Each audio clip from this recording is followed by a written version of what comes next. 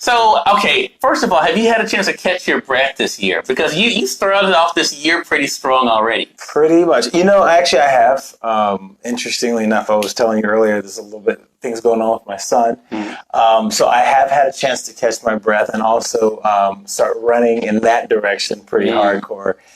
With just some good kid dad stuff going on. But yeah, it's been a good start. The year is starting off. Interestingly enough, pilot season is happening right now, and a lot of things are being shown to me, we'll say. But yeah, a lot of good stuff. Right. You have been, and actually everyone I've been speaking with on this visit, Ben, you have this in common with them. You are, I think, seeing the rewards and benefits of the work you put in. And you are working in so many different ways. A lot of our audience know you just for the acting. But as I mentioned, music, photography. I mean, do you think that's also what keeps it fun for you? You and I have had this conversation in a similar way before, that you're able to do what you want to do. Yes. To answer the first part of the question, it does keep it fun. It does keep it a little unpredictable at sometimes. And then on the other side of that coin is it gets a little stressful because like days like, I think it was, Monday of this week, I actually had a last minute casting, which was like, okay, I'm fine with that. I can move things around. But then I got the call back the next day because it was a print job and I had a photo client. So I had to move one photo client and then make the call back, come back, get ready, get kind of mentally prepared to take pictures and then head right back out and then go pick up my son. So there's a little bit of it that's like you're juggling, but it keeps you kind of constantly in a creative mode in some realm. Right. And I think, again, that is the interesting thing about what you do. We would say the fun part, because we kind of live vicariously through a lot of you guys, because we look at the work, right, and we're like, wow, I want to do that. But I'm sure you get this a lot because you've been so consistent over the years, Ben, that people don't always realize the work that goes into the work, right? Yes. I mean, so let's talk about that, because I think a lot of times we look at you guys and we say, well, I want to do that. Yeah. But they don't necessarily have what it takes to go the long haul. What made you say that you were willing to go the long haul? Wow. What made me say that? A couple of things. One, and this has kind of been something that's been consistent my whole life, is if I see something I like and then I see someone that I may share something in common with, be it age, be it height, be it whatever, where I'm from, and I'm like, I can do that because they're doing that. And then a lot of times I'll get reinforcement from that, just that mindset where people are going like, yeah, I saw you doing this, and so I felt like I was a little bit more empowered to do it. Yeah. So there's a lot of things. I look at people like Will Smith and Kevin Hart and a lot of people that I can say that are dads specifically that I go like, wow, like you're doing it. Not that you've succeeded at it, but you're doing it. And now. Does that also help you with the balance for yourself? I mean, how important is the balance to it staying fun for you, Ben? The balance is probably the most important. I think, Gotcha. I mean, I'm probably like the only person that doesn't have like balance somewhere tattooed on their like forearm or something. Because I think about it so often, like it's like I aspire for this or I hope for that or I put this as my goal. And then I see myself kind of like getting like so far involved with making that happen that I'm like, oh, wait, I got to like stop for a second, take a breath, stand up, go outside, run around, throw the ball for the dog, something. So balance always is, to me, the key, because when I see or hear about, because I don't really know too many, but when I hear about people that are like really massively successful but unhappy, or super happy and super unsuccessful, like there's no balance there. So it's like it stays in the forefront, all the time.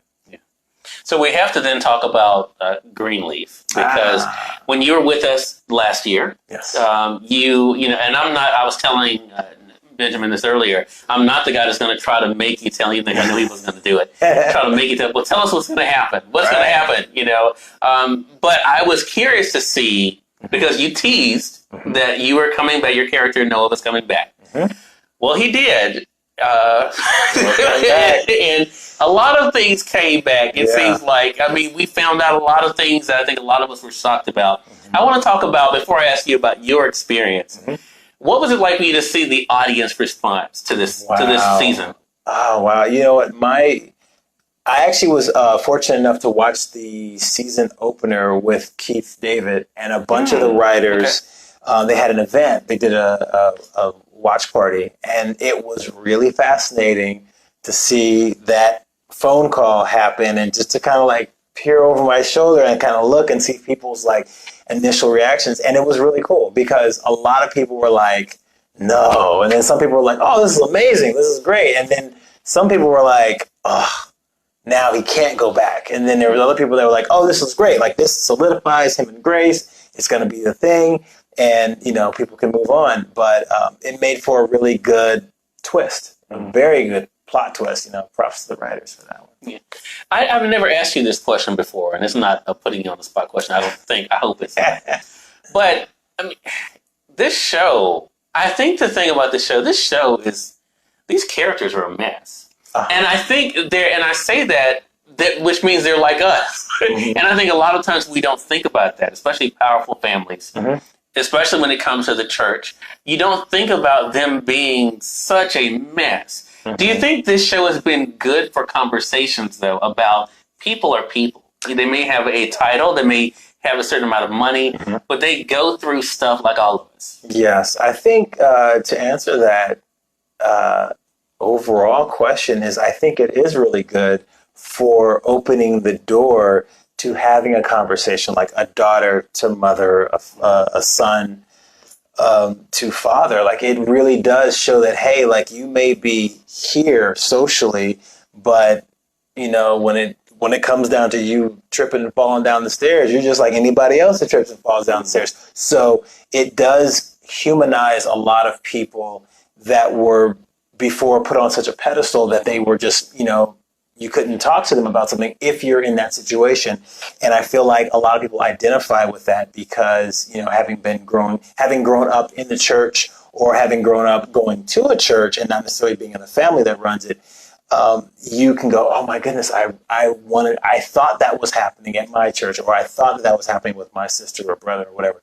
So I think the show is very good because being one of the first of its kind, it invites an entire, you know, like multiple generations of people to come out and say like, hey, this was going on in my neighborhood too. So, you know, it's a pretty good thing. So I want to ask you now, as the actor bringing this character to life, what was it like for you to be back? What was it like? Well, as the actor, it was great. Because I was like, oh, there's so-and-so, and seeing the people and high-fiving, and I'm back, you know. As the character, it was really fun because in season one, as the viewers know, I'm introduced in such a kind of a neutral but positive light, and then as things transpire, then people are kind of left up to their own opinions about it. But you can see that there's an issue there.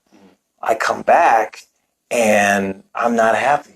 And I have a legitimate reason why. And it's one of those situations where as the character, you know, he's pretty much the good guy. Like he made a few choices that, you know, may or may not have been the best, but this isn't something that he chose. This is something that he was told like, hey, this happened without your knowledge. And now we have to deal with this. And so much more is to come. So you got to stay tuned. Wow. But it was exciting because now Noah is approaching life in a different way with a different sense of purpose. Yeah. You know, now he's a dad, you know, and he's been out of the picture, you know, as opposed to I'm going back with my wife or my fiance wife, and then also my ex-girlfriend. But now it's like all that is off the table. Like I got a son, you know. But I think it's so interesting. Yeah. Mike, hello, Mike. I think you at the farmer's market. I think the interesting thing about Noah, though, is that it really shows that even in doing the right thing, there's not always a good outcome. Yeah, you know, and there's these characters. That's what I'm saying. These characters are a mess. Yeah, I mean, I've seen Deborah Joy a few times. I've talked to Lamont a few times. And Kim, like I've talked to a few people and I'm like, do you realize like you do an excellent job of being just a complete wreck at some point. Yeah. Some point everybody is kind of in that I'm a wreck scene right now. And they all do a fantastic job of it.